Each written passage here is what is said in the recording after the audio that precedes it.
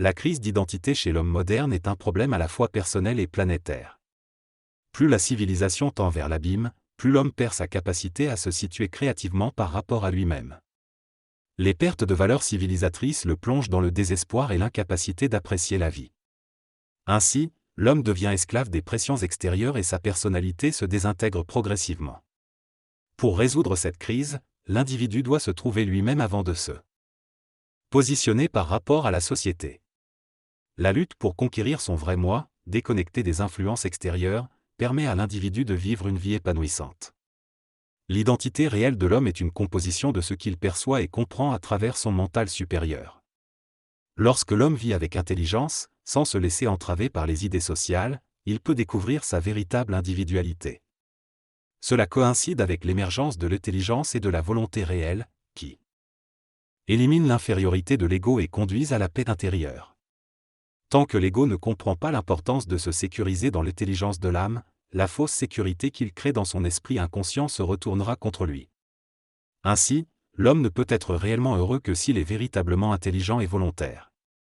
L'homme doit apprendre à dompter la vie pour qu'elle puisse être à son service plutôt que l'inverse. Cela nécessite le développement de son intelligence et de sa volonté réelle. Tant que l'homme souffre d'identité, c'est qu'il n'a pas une intelligence suffisante. Le temps peut remédier à cette situation en lui permettant de comprendre son vrai moi. La vie réelle est caractérisée par le calme et la permanence, mais pour y accéder, l'homme doit d'abord parfaire sa vie matérielle.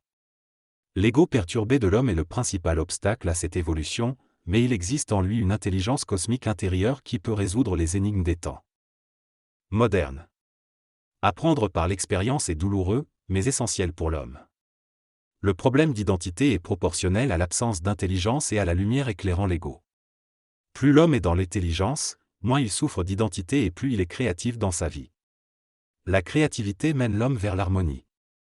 Tant que l'homme n'a pas résolu le problème d'identité, il sera convaincu que sa nature dépend du mode de vie matériel et limité par le temps.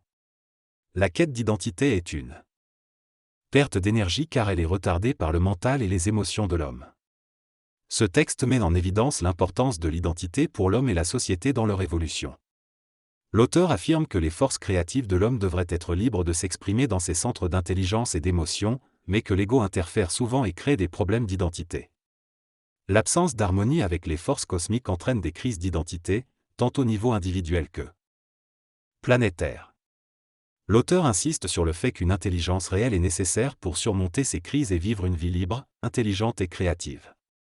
Il souligne également l'importance de reconnaître l'influence des forces créatives dans la sexualité, l'amour et le travail, et encourage à se voir en tant qu'être sécurisé par le biais de l'intelligence réelle plutôt que de se comparer aux autres. En fin de compte, l'auteur suggère que prendre conscience du vide psychologique est le premier pas vers la libération de la crise d'identité et vers la compréhension des principes universels d'intelligence, d'amour et de création. L'homme est souvent confronté à une crise d'identité, causée par le fait qu'il se construit une fausse identité basée sur ses émotions et son rôle social.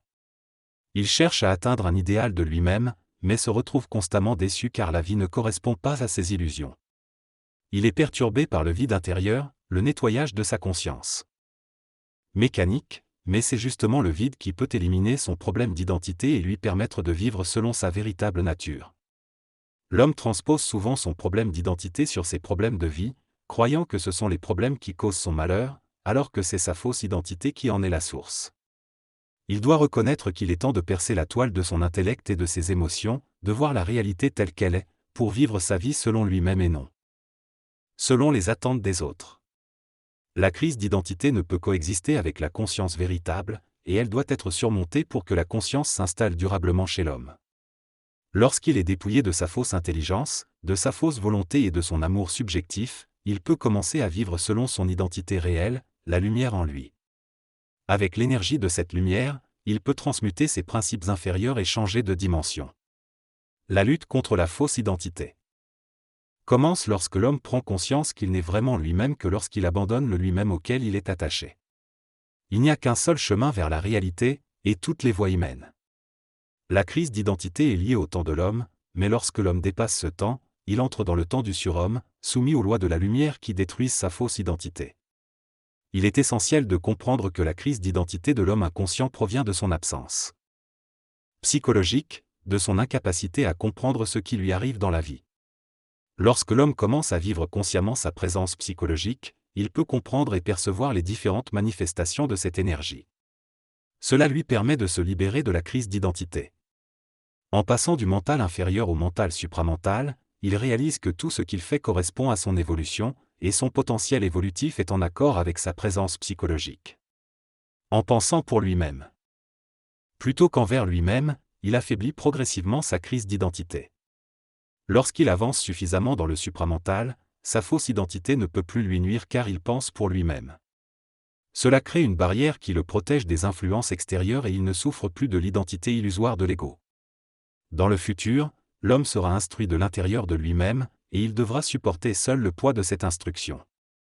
En comprenant son illusion d'identité, il peut remonter à sa véritable nature et se libérer de la valeur émotive de sa personnalité.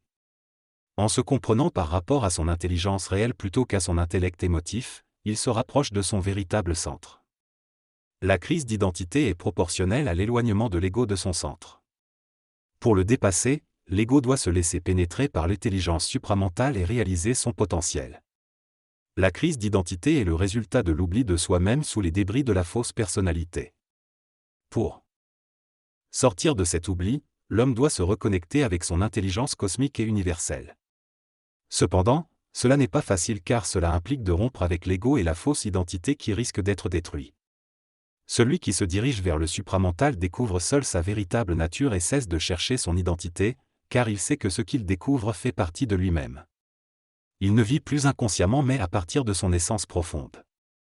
Il est en harmonie avec lui-même, libre du problème de la crise d'identité. Lorsqu'un individu fait une analyse de lui-même, il ne découvre pas son véritable être mais simplement celui qu'il voudrait être. C'est une erreur grave car l'homme est uniquement construit à partir de ce qu'il laisse librement pénétrer en lui, et non des idées qu'il adopte pour correspondre à son désir de paraître d'une certaine manière. La vie est une force qui pénètre la personnalité et l'habite si celle-ci est suffisamment forte et intelligente, c'est-à-dire si l'ego est bien équilibré et sensible. Lorsque la crise d'identité est résolue, l'ego est calme et la personnalité rayonne, car les deux sont réunis dans une même réalité psychologique. Tant que l'homme pervertit sa réalité, il engendre sa propre souffrance. Pour vivre pleinement, il faut que l'homme se détache de sa petitesse et se lie à sa nature universelle, à son intelligence et sa volonté. Un jour, l'homme devra réaliser que la crise d'identité à l'échelle planétaire est la source de grandes inquiétudes et révélations. Les temps sont marqués et l'homme doit se connaître ou mourir. L'évolution de sa vie ne sera plus dictée par l'ego inconscient mais par l'esprit de l'ego, qui gravera dans sa mémoire la loi de la lumière. Cela sera la loi de l'homme nouveau, du surhomme. Ainsi, la crise d'identité sera définitivement terminée.